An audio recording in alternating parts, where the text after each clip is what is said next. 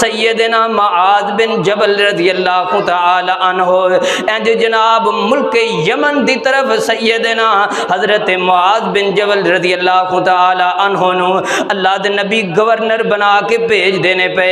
ते इंज मेरे नबी ना मदीने तो बाहर आके अलविदा करन लगदे ने ते नबी पाक फरमांदे ने, ऐ मुआज़ गल सुनना, अज मिल ले, रज रज के मिल ले।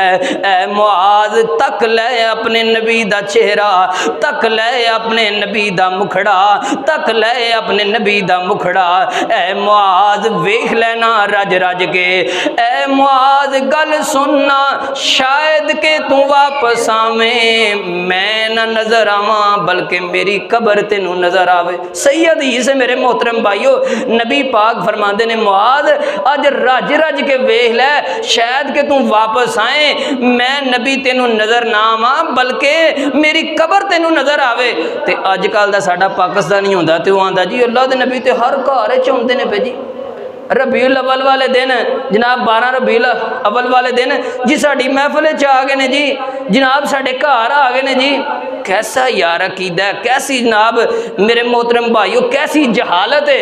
अल्लाह अकबर अल्लाह। सैयदना मुआज़ ने यह नहीं आख्या अल्लाह दे नबी जी तुसी फोत हो जाना तो की गल है, तुसी साडे कोल ही होना है, तुसी साडी महफिल दे विच भी होना है, तुसी जनाब साडे घरां दे विच भी होना है। ये नहीं आख्या, उन्होंने पता सी इन्नका मय्यितुन व इन्नहुम मय्यितून, हर इंसान ने मौत दा ज़ायका चखना है।